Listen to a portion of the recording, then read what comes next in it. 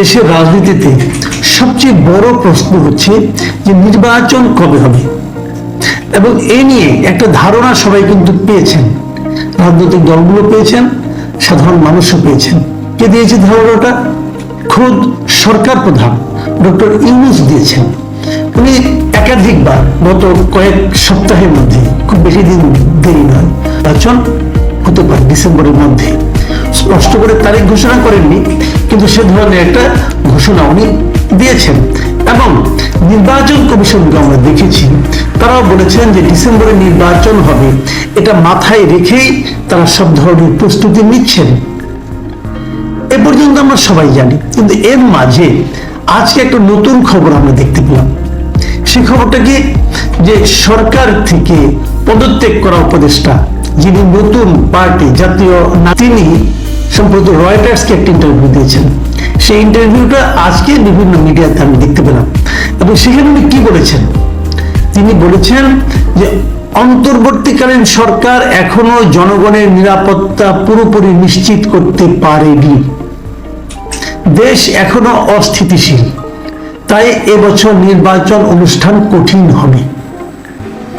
এই তিনটা সেন্টেন্স নিয়ে আমি কথা বলবো আজকে। আসলে সেটা হলো, উনি প্রথমত বলেছেন এই অন্তর্বর্তীকালীন সরকার এখনো জনগণের নিরাপত্তা পুরোপুরি নিশ্চিত করতে পারেনি। কেন পারেনি? এই প্রশ্নটা আমি করতে চাই। 7 মাস হয়ে গেছে, 7 মাসেও আপনি জনগণ, এটা কি আপনাদের ব্যর্থতা নয়? এই ব্যর্থতা থেকে বের হয়ে আসতে আপনারা কি খুব কার্যকর কোনো পদক্ষেপ নিতে পেরেছেন? আপনি যদি ঘরের মধ্যে ঘুমিয়ে থাকেন আর বলেন যে কিছু তো হলো না, কেন হলো না, এর জন্য কে দেয়, তাহলে তুমি ফল আসবে না। আপনাকে তো জাগতে হবে, আপনাকে তো হাঁটতে হবে, আপনাকে তো জনগণের কাছে যেতে হবে, আপনাকে জানতে হবে নিরাপত্তা নিশ্চিত করার দায়িত্ব কাদের, তারা কেন দায়িত্ব পালন করছে না, কারণটা জেনে তার প্রতিকার করতে হবে। তার কোনটা আপনি করেছেন? আপনি মানুষের জীবনের নিরাপত্তাই নিশ্চিত করতে পারছেন না বলে আপনাদের সঙ্গে এতদিন থাকা ব্যক্তি আজকে ডিক্লেয়ার করছেন। আপনারা স্বীকার করছেন না, কিন্তু উনি স্বীকার করে দিয়েছেন। সরকারের জন্য এর চেয়ে বড় ব্যর্থতার প্রমাণ আর কি থাকতে পারে? দ্বিতীয় ব্যাপারে উনি বলেছেন যে দেশ এখনো অস্থিতিশীল।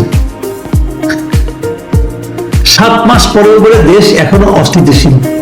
আর তৃতীয় বাক্যটা কঠিন হবে। প্রথম প্রশ্ন হলো, দেশটা যে অস্থিতিশীল সেই কথাটা কিন্তু অনেকেই বলেছে, বিভিন্ন পলিটিক্যাল পার্টির পক্ষ থেকে বারবার অভিযোগ করা হয়েছে যে দেশের স্থিতিশীলতা আনাটা সরকারের দায়িত্ব, এবং সরকার সেটা পারছে না। কেন পারছে না সেগুলো চোখে আঙুল দিয়ে দেখিয়ে দেওয়া হয়েছে। আমি নিজেও অনেক কিছু বলেছি, অনেক কিছু দেখিয়ে দিয়েছি, আমার আব্বা দিয়েছে। আপনারা সেই পথে যাননি কেন? গেলে আপনাদের মান সম্মান যাইতো। আজকে তো আপনাদেরই লোকই বলতেছে দেশ অস্থিতিশীল।